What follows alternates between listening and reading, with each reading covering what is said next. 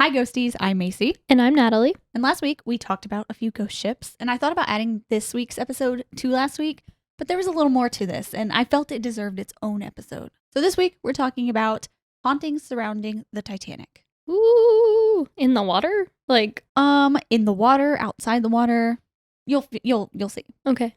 I'm excited. Like many people our age, I first heard of the Titanic from the 1997 movie with Leonardo DiCaprio and Kate Winslet. I do know the movie. Yes, I do. And that is what I know about the Titanic for the most part. I mostly remember the movie because my friend Carrie, when she was young, she thought movies happened live. So when she watched the Titanic, she was like, oh my God, this ship is sinking. Somebody save him. And so every time she watched it, she was like, maybe this time he won't sink down below. That's so sad. It was really sad. I was like, why did you keep watching it? And it's the same outcome. That's really sad.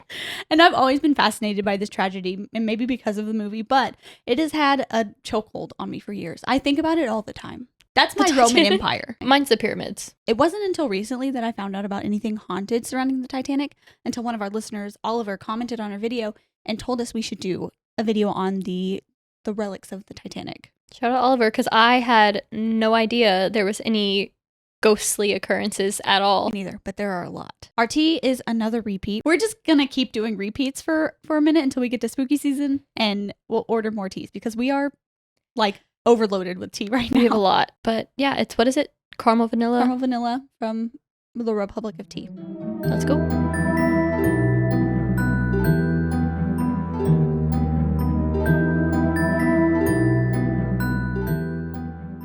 Just as good as we remembered. Mm-hmm. It's a good one. I have all the ones we've had recently are from my pantry, so I love them all. They're all really good. For any of you who do not know the story of the Titanic, I'm going to be giving a little quick and dirty overview here. The White Star Line, a British shipping company, felt it was continuously being bested by the Cunard Line, who later built the Queen Mary. We talked about them a little bit. Mm-hmm. And in an effort to keep up, decided to build 3 of the largest ships of their time that would be a part of the new Olympic class of liners. They consulted with and eventually decided to work with Harland and Wolff, a shipyard and builder in Belfast, Ireland, and in 1909 began work on the second of these massive ships, the Titanic. Finally, on May 31st, 1911, the largest movable man-made object in the world at the time went down the slipways and into the River Lagan. It was 882 feet long, 92.5 feet wide, and had a depth of 59.6 feet big. Huge. The next year was spent with thousands of workers on board, building the ship's 7 decks, constructing the lavish interiors, and installing the 29 boilers that would power her steam engines. By the time all of the work was done, Shipbuilder magazine devoted a special issue to White Star's Olympic liners, calling them practically unsinkable. The Titanic had the capacity to carry 2,435 passengers, along with 900 crew members. You should just never make a bold statement about anything, because it'll prove you wrong real fast. I saw one story of a woman who was afraid of the Titanic and was saying it was unsinkable was like flying in the face of God. Like, you just don't do that. Yeah, I was just about to say, what is that saying? It's like, if you want to make God laugh, tell him your plans or something like that. They're like, this is definitely unsinkable. And it's just like, no. Well, sad. It was ready to start its maiden voyage on the 10th of April, 1912, where it departed first from Southampton, England, on to Cherbourg, France, then finally Queenstown, Ireland, before it set sail for New York. There were somewhere around 2,230 passengers and crew on board. So total 2,230 people-ish, give or take a few. Some wildly wealthy and of great importance, including White Star Line's own managing director, J. Bruce Ismay, one of the richest men in the world, John Jacob Astor IV, and one of the partners owning Macy's department stores, Isidore Straus, and his wife. Wow. So some influential people. Fun fact, J.P. Morgan was supposed to be on board, but was either sick or delayed from business and couldn't make it. Whoa. He owned International Mercantile Marine Shipping Trust that actually controlled the White Star Line. So Titanic was kind of one of his investments, and he was supposed to go on his maiden voyage. Wow, Luckily that's for him, crazy. he did not. That's like people like Seth MacFarlane was supposed to be on the plane that happened at 9/11. Oh, like, I didn't know that. You didn't know that? Oh my gosh, that's crazy. Yeah, he was supposed to, and then there was someone else like famous that was supposed to be on that flight. And it's just like, I don't think I could go on. Could you imagine being upset, like, oh, I missed my flight, and then realizing later that everyone on board Nope. didn't make it to their destination. Nope, that's crazy to me. I think Seth MacFarlane, like, he missed it maybe because he was hungover or something. Something wild like that. Oh my gosh. Yeah, No, I did Google not know it. that. Most of the passengers on board were third-class passengers and immigrants making their way from Europe to America. It was really expensive for a first-class ticket, obviously, like thousands of today's dollars, and then, or like tens of thousands of today's dollars, and then like $1,500 to $1,700 for a second class, and then like in today's money, and then it was still expensive. It was still several $100s for a third-class ticket, but It was doable. it was doable for people trying to get to America. yeah.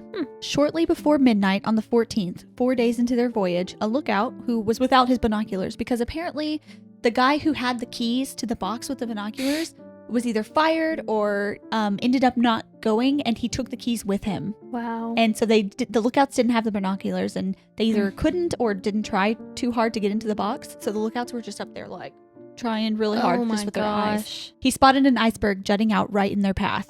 He rang the bell and called out to the bridge. The engines were reversed as quickly as possible, and the ship's captain turned as sharply as he could, but it was too late. The ship made impact with the iceberg along its side, sprinkling ice all over the deck and slicing a 300-foot gash along the hull below the ship's waterline. Just an hour later, close to 1 a.m., a very disorganized evacuation began. With only 16 lifeboats and 4 collapsibles, so 20-ish total, capable of holding up to 1,178 people total, the passengers of the Titanic were already looking at a dismal situation. Why would they not have enough boats to carry everyone, first of all? It wasn't required.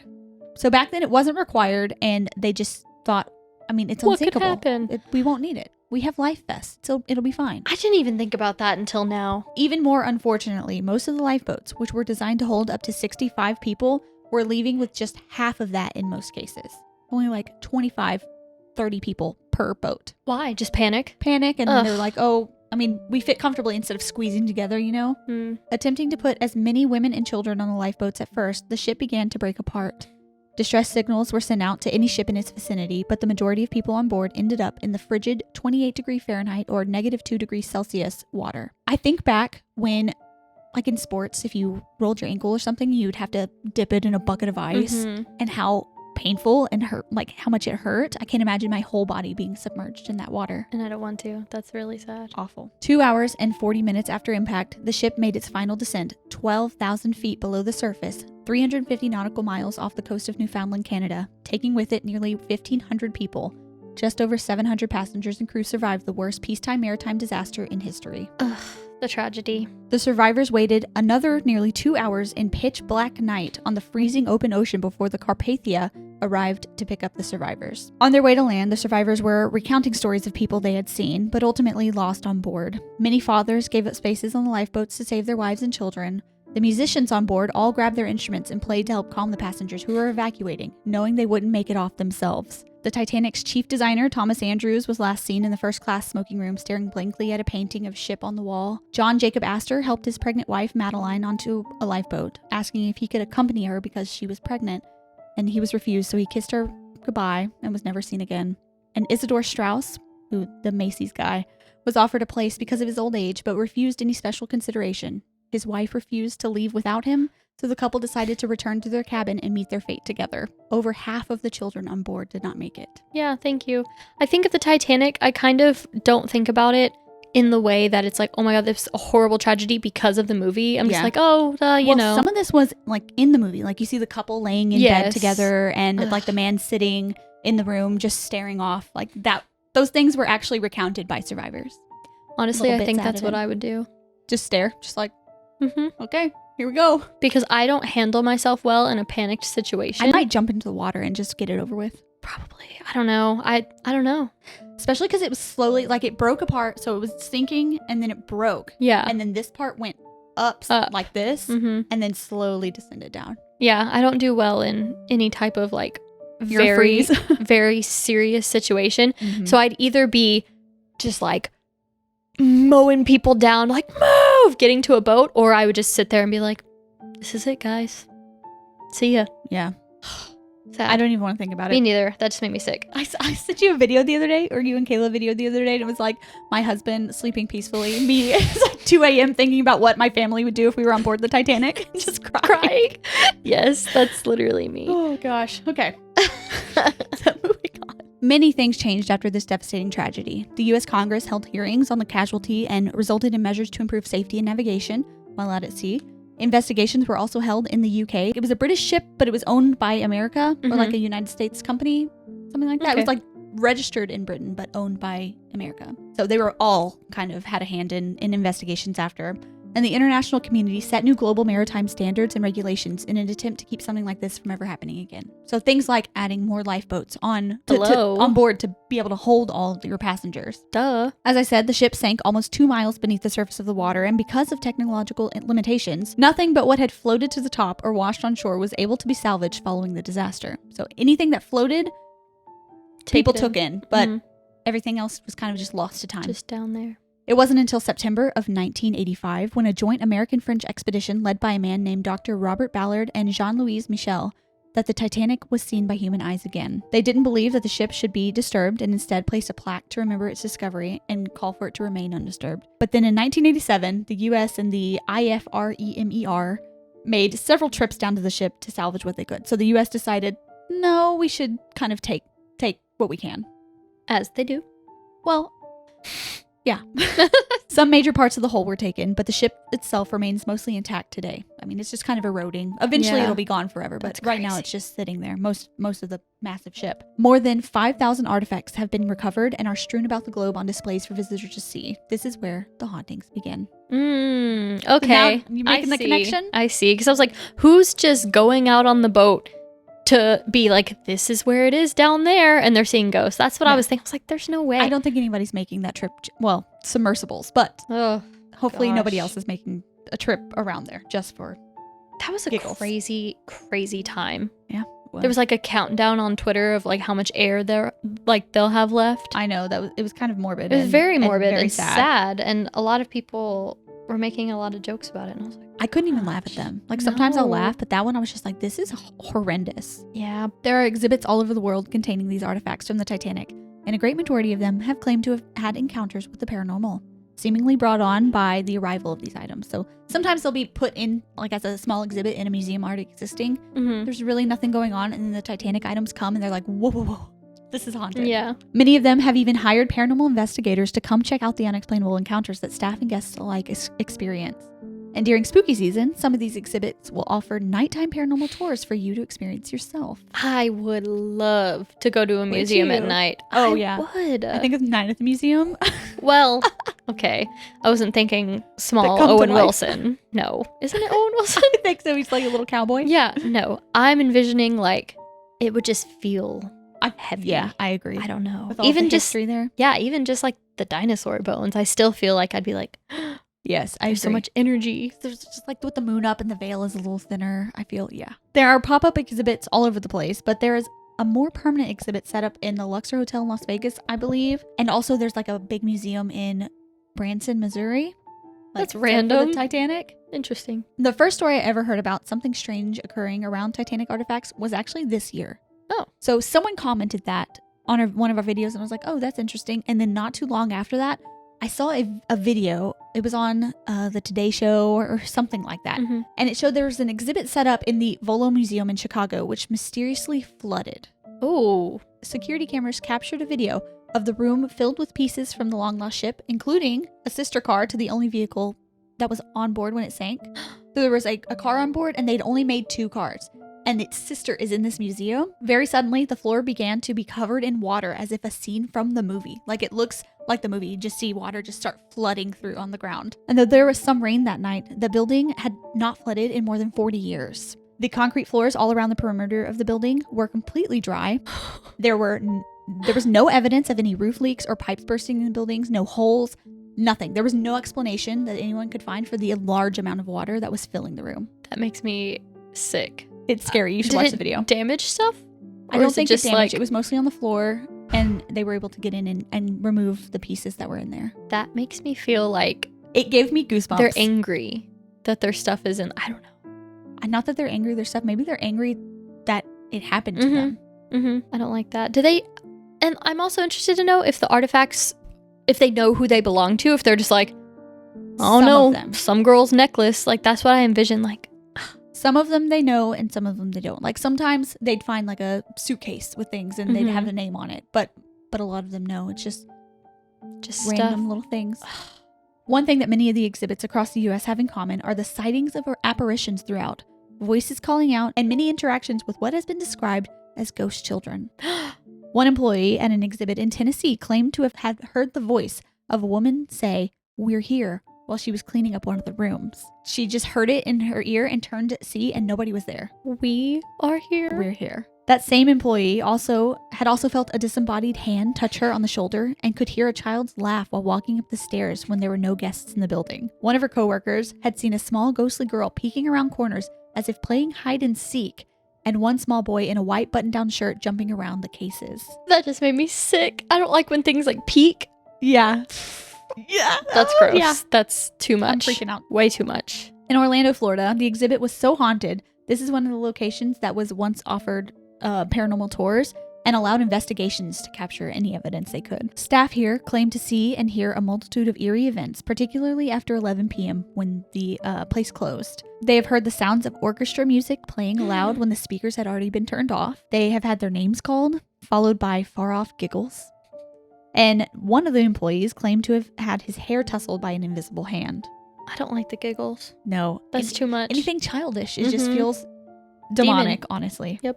This, like many of the locations, had a replica grand staircase that rose up 5 levels, and there were many photos of orbs captured here, like a ton. On the ship's deck, which is kept at a cool temperature, one of the employees claimed to have seen the apparition of a man in an officer's uniform. The exhibit in Las Vegas, which has over 300 artifacts, has had a plethora of encounters amongst their items. I didn't know that was a thing. In Las Vegas, I was just in Vegas. I feel cheated and lied to. She would have gone. I do too. I would have if I would have known. Just before the opening of the exhibit, a photographer was setting up his equipment to get promotional photos of the place, and then he noticed a woman in black in a black dress walking along the staircase. He thought she must be an actor hired, and he was like, "Oh, you want me to take your picture? Like I'm setting up?" And she didn't say anything. She just walked away. And he was like, "Okay, that was weird, but maybe she's busy. I don't know." He turned back to his equipment to finish getting set up when he felt someone looking at him. So he stood up and turned around, and she was right behind him. He was freaked out and just kind of gasped, and then she disappeared right before his eyes. I would have left. I would have quit my job. I would have never pushed the camera down and take off running. Yes. Oh my. There's a lot of freaky stuff here. I know it probably means she just appeared, but in my mind she's running silently to sneak up on him, and it does. Ugh. Other employees have claimed to see the same woman in black calling out for her friend Margaret Brown, who was famously given the nickname the unsinkable Molly Brown, after she survived the sinking of the Titanic and helped many others escape to safety on some of the lifeboats before being forced onto one herself. Oh, She also urged the people manning her lifeboat to turn back and go find any survivors, but they refused, afraid that too many people would attempt to climb on board and sink them. Oh, that's horrible. Many of the employees have heard footsteps walking behind them while in empty areas of the exhibit, and get the feeling that they are being watched by unseen eyes. And the spookiest story coming from Las Vegas has to be about the portrait of J. Bruce Ismay. I mentioned he was the managing director of White Star Lines when the Titanic went down, and he was one of the survivors. So he claimed that when he climbed into a lifeboat, there were no women and children around, and that many of the people on board preferred to stay there thinking they were going to be rescued. So they'd rather stay on the ship that they were on with lights instead of getting on this little rickety lifeboat off into sea. Sure. That's what he said. Sure. He was ridiculed his entire life for being saved when so many weren't, especially because he was kind of in charge. He was in charge of making the boat, you know? Coward. I hate that. I'm angry at this man that I don't even know. A lot of the men who survived got that same ridicule. Like, you should have put more women and children, and it was a lot. It was a heavy toll on a lot of the men, and a lot of the men actually ended up committing suicide later in life because they just couldn't handle the guilt, the survivor's guilt.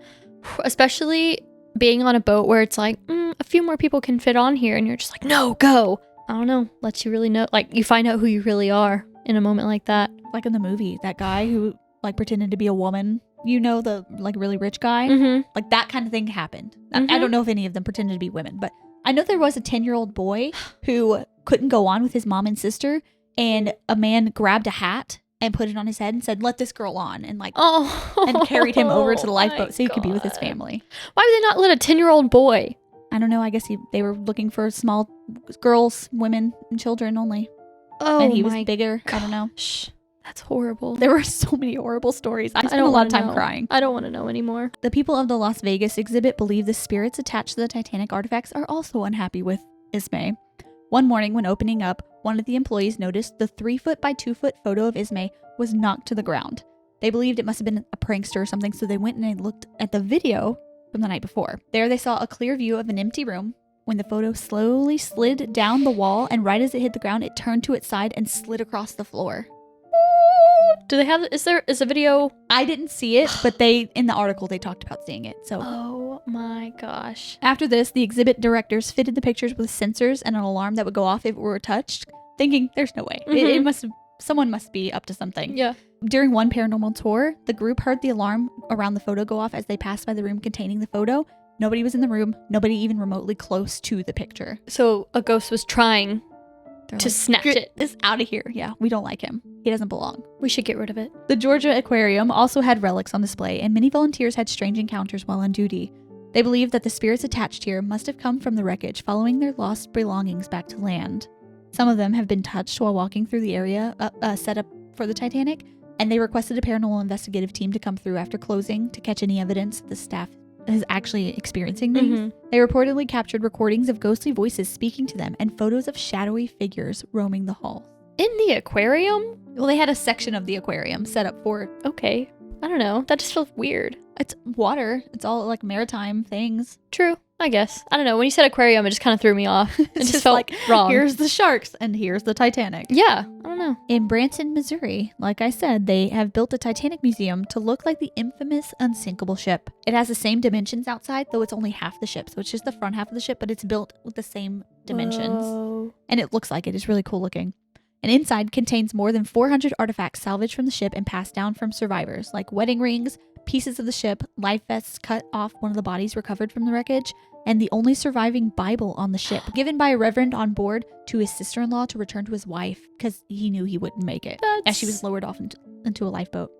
That's really sad. Side note, when they placed the Bible on display, they just put it down and it opened to a random page. Mm-hmm. It was the page where, it was the passage where Jesus is walking on water to his disciples.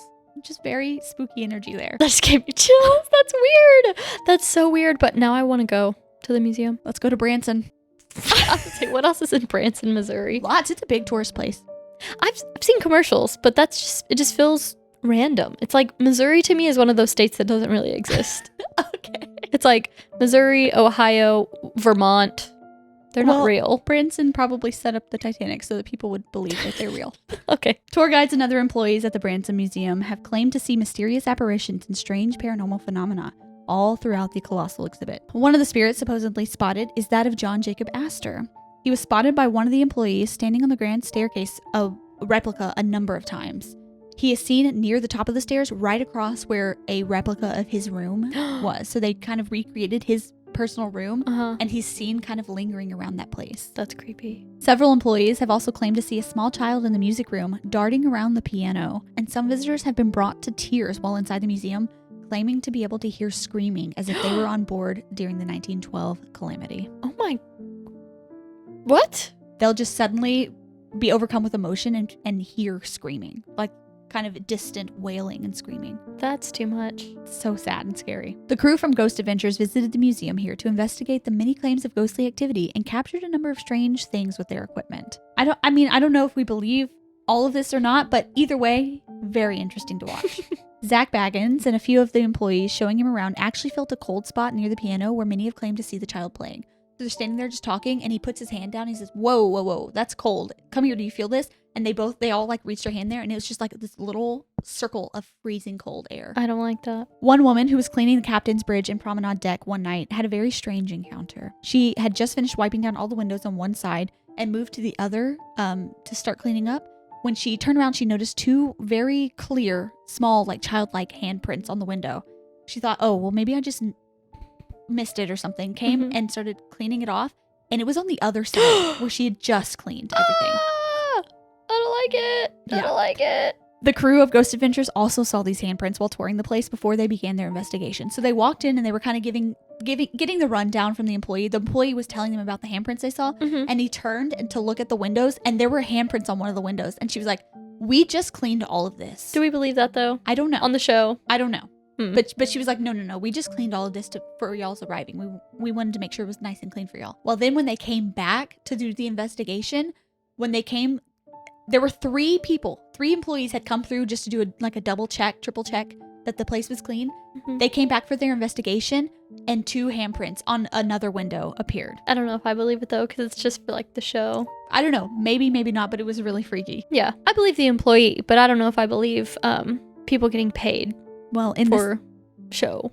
Maybe. Well, in the same spot, Zach Baggins was using a special camera that can detect human forms. I think it's called like an SLS camera. I sent you a video the other day. So you point the camera and it will show like outline like a stick person moving around. I sent her a video the other day of an SLS camera set up, and it was showing little people moving around, and like pillows were being thrown across a room, and like a chair moved out. They were just having a good time. Yes, but it was like that. So he had one of those out, and near the windows where the handprints appear, he caught a small little childlike figure standing on the handrail. And he was like, guys, look at this. And then it disappeared, and then came back a few minutes later and was standing near where the handprints were. And then it looked like it leapt through the window and disappeared. Oh. You could see it just kind of leap through and disappear. Don't like that. It was really creepy. In a room nearby, they turned on the spirit box and almost immediately captured a voice saying, "Peekaboo." Yeah. No. It was gross. I had to pause it. I was watching the show and it happened, and I paused it and I was just like, I was in public. I was just like, that made me sick. Another strange occurrence that happened while they were there was when a piece of etched glass with the words "iceberg ahead." So it was kind of dedicated to the lookout guy who saw it, and it said "iceberg ahead," "iceberg right ahead." It started vibrating randomly. They were walking around and he's like, "What is that?" And he walked over. He didn't know what it was, and he was like, "Did y'all hear this?" And he pointed up, and you could see that it said "iceberg ahead," and then he touched it and it stopped. It was really creepy. I don't like it. No. I don't know what to say. Well, not only are the artifacts haunted, but the site of the wreckage is said to be haunted as well. So they're not going out there just to explore. They're just kind of passing by on the same route that the Titanic was taking. And they'll spot orbs floating above where the ship went down. So far off, they'll see little orbs around there, and then they'll realize that they are like kind of over the Titanic wreckage. Oh my gosh. Did they like rescue a lot of people, or not rescue, recover people after the fact? Some bodies, yeah. There weren't a lot. It only took minutes for people to kind of get hypothermia and just fall asleep, basically. Yeah. And they rescued several bodies because they had life vests on, but a lot of them went down. The strangest encounter were the SOS messages that submarines have gotten while passing near the wreckage. While nearby, years after the ship went down, subs have received distress signals from unknown origins, along with interferences in their equipment that they could not pinpoint. So it's like they're kind of still getting the SOS and QCD signals from the ship in the afterlife. I think being in a submarine is probably the most terrifying thing I can think of. And then for your equipment to be malfunctioning? Oh yeah. You have to be a level-headed dude to go down in a sub, because and a level-headed dude I am not. No. At all. Agreed. There are other locations around the world that seem to be haunted by the tragedy of the Titanic. The Jane Street Hotel in New York City was the location that survivors stayed after their rescue and during an inquiry by the U.S. government. So many of the survivors and crew members ended up there. Guests today have claimed to hear wails and moans of desperate grief in the halls. The elevator will malfunction and move up and down to floors that have not been selected. And they've spotted apparitions that disappear as suddenly as they appear. So I read one story of someone looking out their little peephole and saw a woman in a white gown, and they opened the door and no one was there. And when they shut the door again, she was there in the peephole again. That's really scary. Hotels in general, that just made me sick. But I cannot imagine. I know we talk about energy all the time being left in a place of tragedy, but just all of the people, a lot of them just lost a large part of themselves, or their husband, their brother, their sister. Yeah, I cannot imagine. A lot of people believe that the people or the spirits here are crew members kind of still there lingering in the afterlife, because a lot of them were kind of waiting to see, is anybody else going to be rescued? Were they able to save anybody? Yeah. And nobody came. That's really, really tough. And so it was such a heavy, hard-hitting moment for them. Yeah. That they're part of them, like you said, Stayed. just kind of left there forever. The captain of the Titanic stayed on the ship until it sank, going down with his vessel. And there have been multiple claims that he is still here, haunting places that were familiar to him in life. The first sighting was supposedly by his wife, Sarah. This one was really weird. She was home alone, awaiting his return, when in the early morning hours of the 15th, so the night it sank, before she had heard any word, before the world had heard anything about the tragedy, the ships haven't even gotten there to rescue anybody. Yeah. She spotted her husband standing in her drawing room. She watched him as he walked to the window and then disappeared. He didn't say anything to her, and she was shocked to see him, knowing that he had to have been somewhere out over the Atlantic at the time. But she knew in that moment that something was wrong. And it is said that many other wives of the crew members woke that night to sounds of their husbands calling out their names and seeing like ghostly figures of their husbands. That just hurt me. It is so sad. So sad. Captain Smith has also been spotted in his childhood home on many occasions. The family that lived there after the disaster have reported cold spots in the home and claim to have seen the full body apparition of the captain in his naval uniform walking about the kitchen. Just pieces of him are just kind of in places that mattered to him in life. Oh, I'm not even scared. I'm just sad. It is really sad, but I'm a little scared. Now, I can't end this episode without talking about the predictions people claim to have had before the sinking of this massive ship. If you've ever looked into the details of the Titanic, then I'm sure you've heard of Morgan Robertson's futility, aka the wreck of the Titan. In this novella, which he wrote in 1898, so years before, he detailed a large luxury liner that everyone believed to be unsinkable, containing not enough lifeboats, and sinking in the North Atlantic Ocean after hitting an iceberg in April. It's uncanny, the resemblance to the actual story of the Titanic, and many believed him psychic. Robertson, however, stated he didn't possess any special abilities and just wrote from his knowledge of shipbuilding trends and the dangers of modern ships faced out on the open water. But that's pretty dang good guess. Yeah, and it's called what? It's called Futility, the wreck of the Titan. So the ship was called the Titan. The Titanic, the Titan. Like it. That's too much. That's a lot. I don't even know what to make of that. It's wild. He claims like, no, I'm not psychic. I didn't predict this. This wasn't a dream. Yes, you are. No. Because No. what? He kind of hit the nail on the head. But there were others who really did claim to have premonitions of the Titanic's demise. Outside of the plethora of people who wrote to their families about having a strange feeling boarding the ship, some wishing they never had before the sinking even begun. So like they would get on the ship and be like, oh, I wish I wouldn't have. Like, I'm kind of feeling nervous. Like, I kind of don't want to be here anymore. And sent off mail to their family before they set sail. And they were right. And there were also a handful of people who changed their minds at the last minute, choosing instead to take another ship across the ocean to the Americas. And there were also some who claimed to have seen the sinking before it occurred. After receiving a second-class ticket from his grandparents, 24-year-old Scotsman Alex Mackenzie was boarding the RMS Titanic in Southampton when he heard a voice in his head telling him that he would lose his life if he stayed on that ship. He ignored it, not seeing anyone nearby to have spoken to him, so he's thinking, oh, it's just, just in my head. As he continued walking, he heard the same voice again, warning him not to board. The third time he heard the voice, it was loud and clear. So Alex decided to listen to that voice and return home to Glasgow and not take his trip to America. His family was a bit annoyed with him having wasted such an expensive gift, but just days later, they heard of the disastrous sinking, and Alex was glad he listened to that voice. What do we think the voice was? Was he a religious person? Guardian angel? I don't know anything about his life, but to me, an angel. How do you even explain that to I your don't know. family? Be like, someone told me not to. And you're like, who? My head. It's like, I don't know. I mean, if mom came to you and told you, I just had a feeling, you'd be like, got it. I mean, yes, I've called her before and been like, I feel very strange about going to work today. And she's like, okay, don't. And I didn't. Yeah.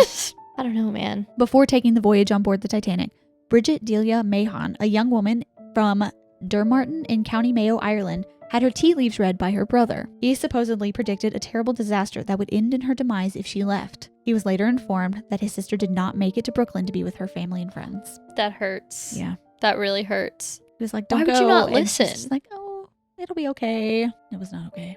If anyone told me anything bad was going to happen, I'd be like, if you spend a lot of money, you spent hundreds of dollars, you're poor, you don't have the money, you spent, today, I was going to say you me. spent hundreds of dollars, non-refundable, to go see your family. But if my brother or sister said... And I came to you and said, don't go, you would waste all of that money and just not go see your family? Yes. Really? Yes. If anyone tells me like, I have a bad feeling today, I'm like, oh, well, I'm staying inside and I'm not leaving my house. Lock your door, close your windows, everything. Yes. I'm not even laughing because I'm not being dramatic. I'm laughing because I know you're serious. I'm being so honest. J. Conan Middleton recounted late in a letter that was published in the Journal of the Society of Psychical Research in London that he had a terrible nightmare just 10 days before the Titanic set sail. He claimed to have seen the massive ship floating in the sea, keel upwards, and her passengers and crew swimming around her.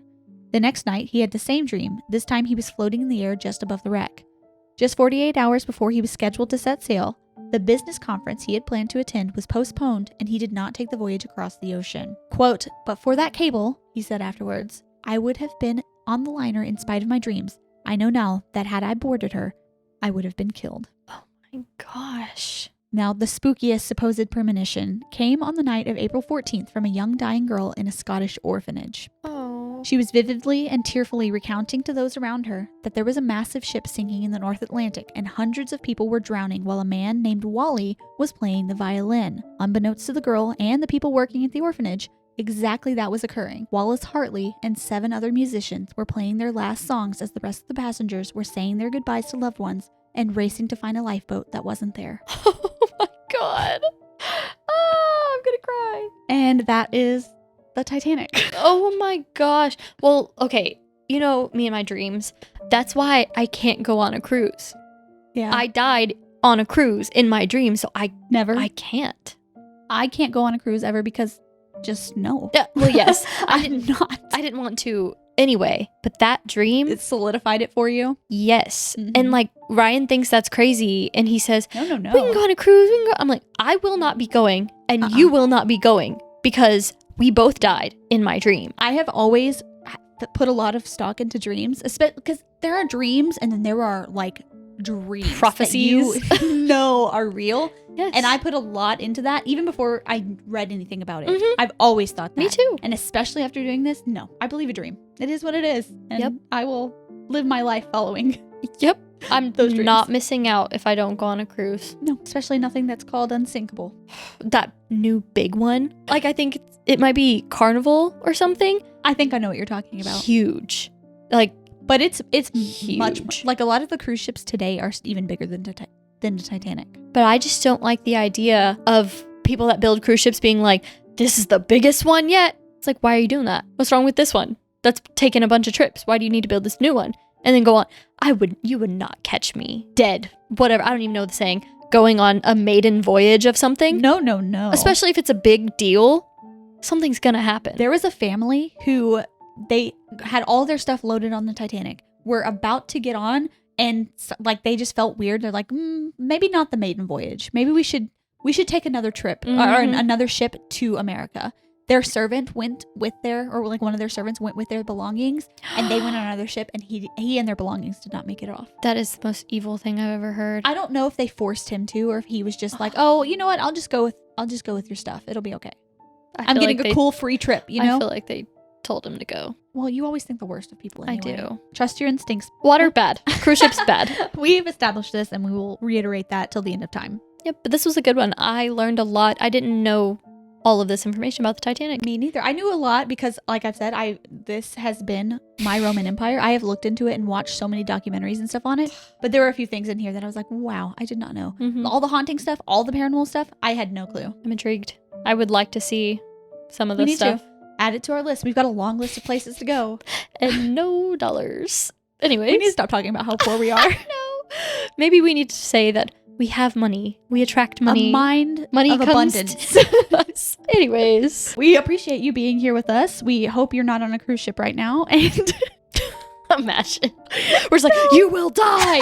Death to everyone on a cruise ship. And they're just like looking out the window like, oh no, what have I done? No. You'll probably be fine. Probably. Go ahead, leave a comment. If you're still here, leave a comment of a ship. Like a little ship emoji. So we know you've made it this far. Subscribe if you haven't. We've got a lot coming up, especially with spooky season afoot. We're very excited. And if you're on podcast, leave us a 5-star review, please. The best way to support us, though, is to share with your spooky friends. So if you've got anybody that's interested in this kind of stuff, go ahead and share this video or podcast with them. Let them know how great we are. Okay. And if you have a story of your own, any spooky encounters, you can go ahead and email us at ghostiespod@gmail.com and we can read it on an upcoming Listener Stories episode. I'm really excited about next week's episode, honestly. I am too. It's a scary one. I haven't even heard any of the stories, but I know it's going to be scary. It's one speaking to Natalie's heart. So yes. come back next week and yeah, we'll see you then. Goodbye.